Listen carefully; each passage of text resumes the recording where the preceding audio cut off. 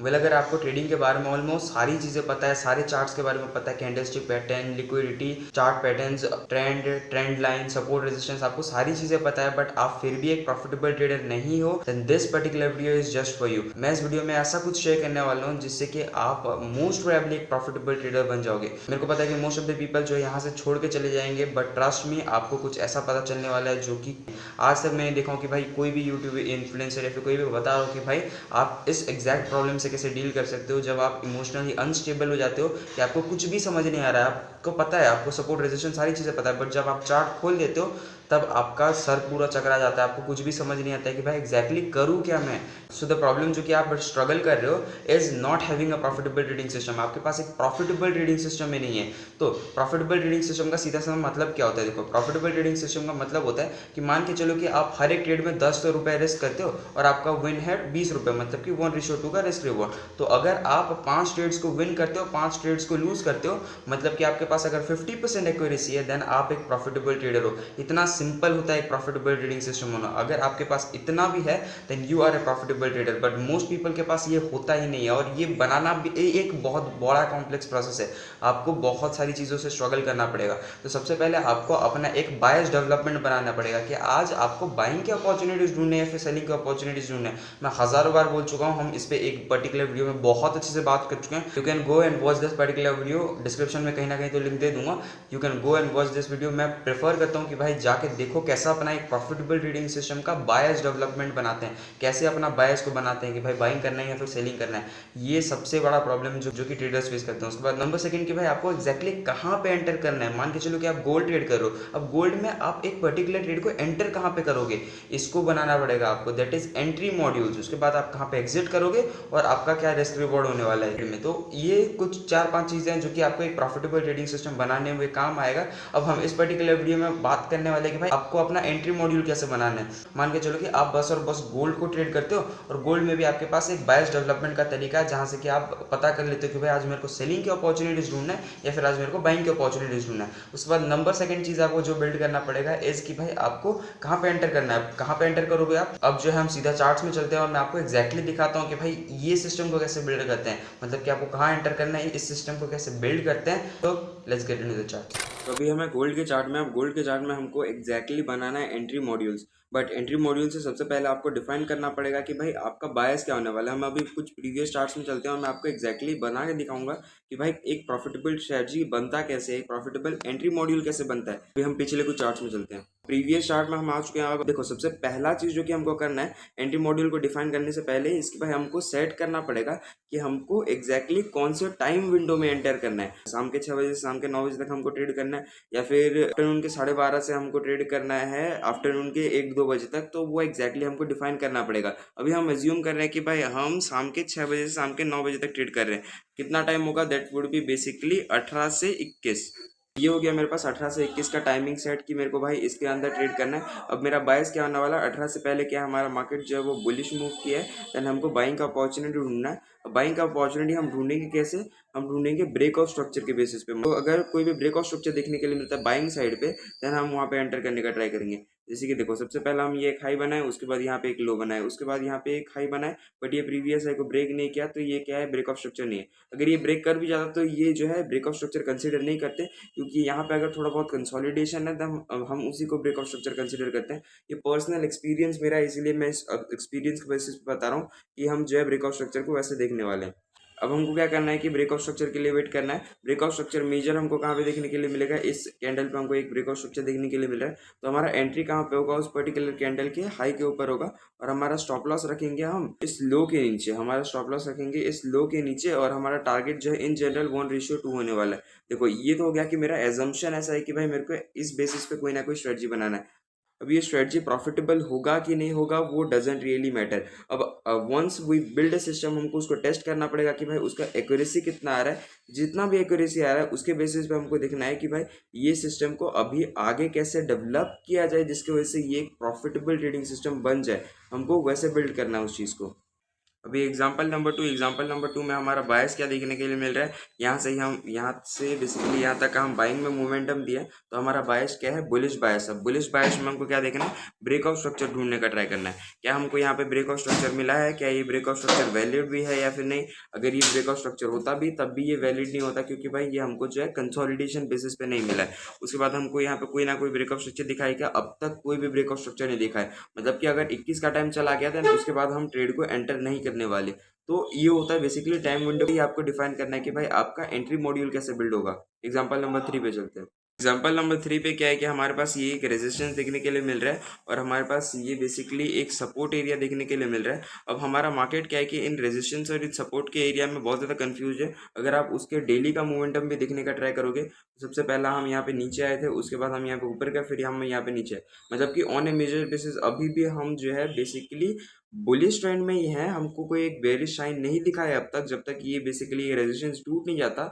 But जब तक ये रेजिस्टेंस टूट नहीं जाता हमको बाइंग का अपॉर्चुनिटी ढूंढना चाहिए। बट हमारा मार्केट जो है ये बेसिकली कंफ्यूजिंग है, मतलब कि हमारा डे ही पूरा कंफ्यूजिंग है। और पहले प्रीवियस डे में हमको एक सेलिंग का मोमेंटम भी दिखा है, इसलिए हमको एज ए ट्रेडर इस डे को अवॉइड कर देना है, इसको छोड़ देना है कि भाई कुछ ऐसे दिन होते हैं जहाँ पे कि आपको अपना बायस पता नहीं चलेगा। उस दिनों को आप या तो अब फिर अपना बैक टेस्टिंग लगाओ कि फिर आप देखो कि क्या चीज़ें काम करता है उस पर, और उस बेसिस पे कुछ ना कुछ सेट करो, या फिर उसको सिंपली अवॉइड कर दो। So this particular day is to avoid.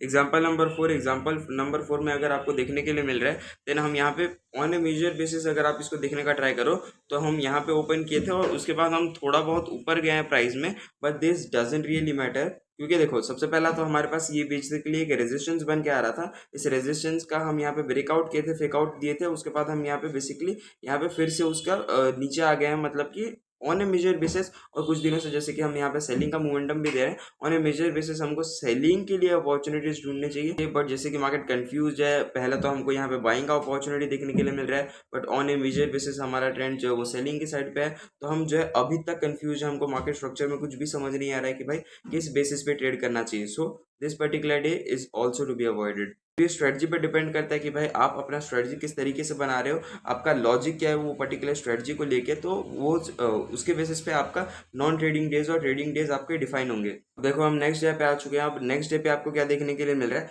फिर से वही स्ट्रक्चर है, फिर से वही कंसोलिडेशन है, फिर से वही बुलिश अपॉर्चुनिटी देखने के लिए मिला है। बट अभी आपको एक और चीज़ समझना पड़ेगा कि भाई रेजिस्टेंस वीक हो चुका है कि रेजिस्टेंस अभी भी बहुत ज़्यादा स्ट्रांग है।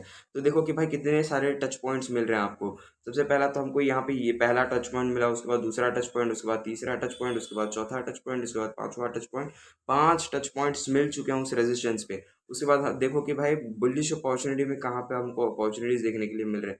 तो ये देखो ये एक सपोर्ट बन के आ रहा है। अब ये सपोर्ट को हम जो है बेसिकली 2 ही बार टेस्ट किए। अगर आप यहाँ पे भी बनाओगे देन हम इसको बेसिकली बहुत कम बार टेस्ट किए हैं। But on a major basis जब हम यहाँ से बाइंग अपॉर्चुनिटी दे रहे थे तो हमारे पास बड़े बड़े बाइंग अपॉर्चुनिटीज आ रहे हैं रेदर देन। और ये जो है बेसिकली कंटिन्यूशन है उस पर्टिकुलर रेजिस्टेंस से, ये सेलिंग हुआ उसके बाद ये सपोर्ट से वो जो है बेसिकली बाउंस करके एक कंटिन्यूशन दे रहा है, जो कि ब्रेक ऑफ स्ट्रक्चर को भी लीड किया था। तो आपको क्या देखने के लिए मिल रहा है कि भाई हमको बाइंग का अपॉर्चुनिटी मिल सकता है, बाइंग के लिए ढूंढना है। बट आपको फिर से समझना पड़ेगा कि भाई अभी तक मार्केट कंफ्यूजिंग है, अभी तक हम जो है बेसिकली अपने सपोर्ट को ब्रेक ही नहीं कर रखे। जब तक हम सपोर्ट को ब्रेक नहीं करते हैं तब तक हमको ट्रेड नहीं करना है। जैसे कि हम यहाँ पे बेसिकली अपने सपोर्ट को ब्रेक कर दिया, उसके बाद जैसे ही यहाँ पे सेलिंग के लिए देखने के लिए मिला, उसके बाद हमारे पास कुछ ना कुछ कंसोलिडेशन टाइप देखने के लिए मिला। उसके बाद जैसे ही हमारा इस पर्टिकुलर कैंडल यहाँ पे जब जैसे ही हमारा पूरे इस विक के ऊपर हम जैसे ही क्लोजिंग कर देंगे तो हमको एंटर करना है यहाँ पे इस पर्टिकुलर कैंडल पे।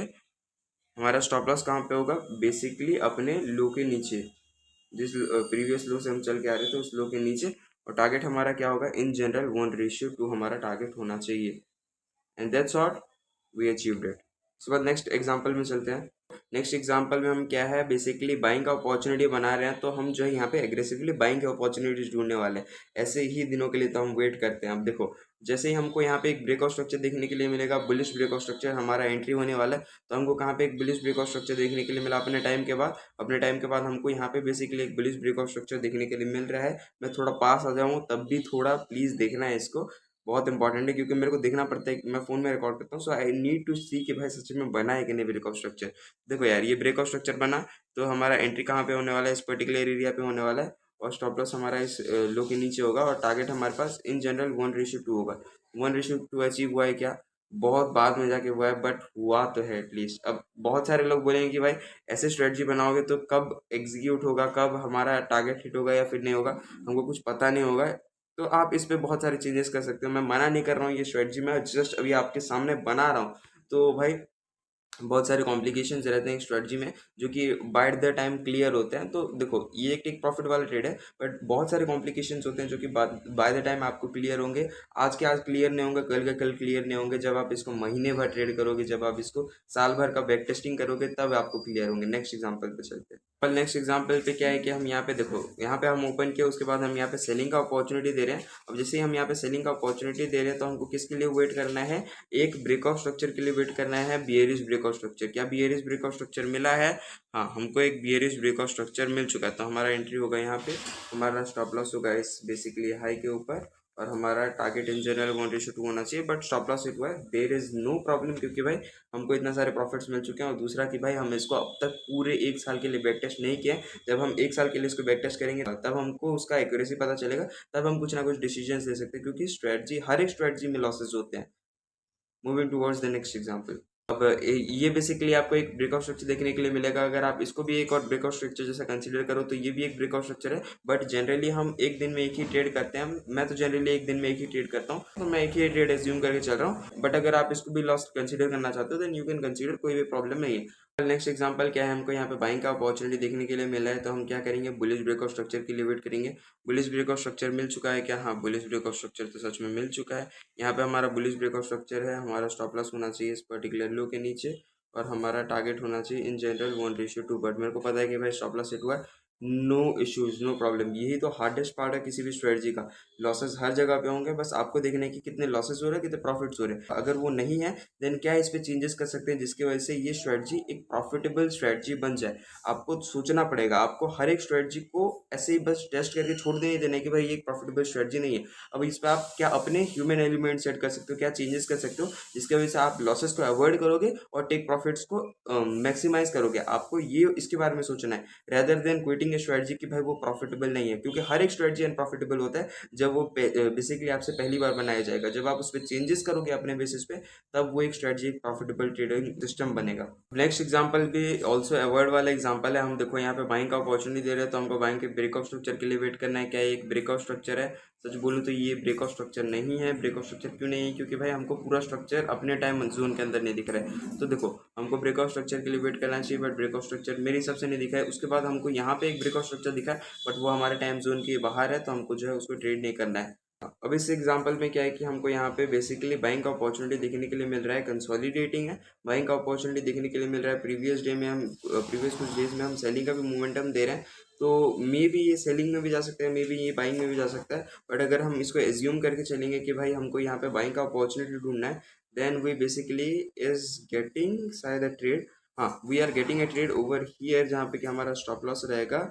बेसिकली हमारा एंट्री हो गया यहाँ पे, हमारा स्टॉप लॉस हो गया इस लो के नीचे, और इन जनरल 1:2 का हमारा टारगेट होना चाहिए। बट ये बहुत बाद में जाके अचीव होगा, मेरे को पता है, क्योंकि रात में वैसे भी स्वैप बढ़ जाता है, स्वैप चार्जेस आपको होल्ड करने पड़ेंगे, और मेरे हिसाब से ये ट्रेड तो कोई वैलिड नहीं बनाता। बट अगर आप उसको एज्यूम करके चलोगे कि भाई ये बेसिकली एक मोमेंटम वाला दिन है, then that would make sense for taking this trade. This is the last example. Last example में हमको क्या देखने के लिए मिल रहा है कि भाई सिंपल सा बाइंग का अपॉर्चुनिटी मिल रहा है। मतलब कि हमको बाइंग बुलिश बायस के लिए रुकना है, तो हमको बुलिश ब्रेकआउट स्ट्रक्चर देखना है। बुलिश ब्रेकआउट स्ट्रक्चर मिला है क्या? हाँ, यहाँ पे मिला है। स्टॉप लॉस कहाँ पे रहना चाहिए? स्टॉप लॉस हमारा इस लो के नीचे रहना चाहिए। उसके बाद टारगेट हमारा क्या होगा? टारगेट हमारे पास इन जनरल 1:2 पे हमारा टारगेट होना चाहिए, जो कि ईजिली अचीव्ड है। विद दिस हमारा एग्जाम्पल्स खत्म होता है। अब एक और बात, मैं फॉर्मली एक्सेप्ट करता हूँ कि जब आप अपना पहला स्ट्रेटजी बनाओगे, वो स्ट्रेटजी अनप्रॉफिटेबल होने वाला है। जब आप अपना पहला स्ट्रेटजी बनाओगे, वो ना तो सिंपल होने वाला है, ना तो ईजी होने वाला है, और बहुत ज़्यादा कॉम्प्लिकेटेड होने वाला है आपके लिए, क्योंकि आपको नहीं पता है, आपने कभी बनाया ही नहीं है एक प्रॉफिटेबल ट्रेडिंग सिस्टम। तो वो कॉम्प्लेक्स होना नेसेसरी है, वो सिंपल ना होना इज़ नेसेसरी। अब सिंपल तो नहीं होने वाला आपका स्ट्रेटजी सच में कॉम्प्लेक्स रहने वाला है। और जब आप अपना पहला स्ट्रेटजी बनाओगे, वो अनप्रॉफिटेबल होगा। आपको देखना पड़ेगा कि भाई अनप्रॉफिटेबिलिटी में क्या चीज़ें काम कर रहा है, क्या चीज़ें जो नहीं काम कर रहा है, जो नहीं काम कर रहा है उसको रिमूव करना पड़ेगा, और जो काम कर रहा है उसको रख के अपना एक प्रॉफिटेबल ट्रेडिंग सिस्टम बनाना पड़ेगा। हर एक इंसान जब भी अपना एक प्रॉफिटेबल ट्रेडिंग सिस्टम बनाता है तो उसके पास एक लॉस को मेकिंग कंपोनेंट्स होते हैं, कुछ प्रॉफिट मेकिंग कंपोनेंट्स होते हैं, इसको अडेप्ट करता है, इसको निकालता है और वो एक अपना प्रॉफिटेबल ट्रेडिंग सिस्टम बनाता है। तो आपको क्या करना है, तो आपको अडेप्ट करना है जो चीज़ें काम कर रहा है और रिमूव करना है जो चीज़ें काम नहीं कर रहा है। With this, thank you very much.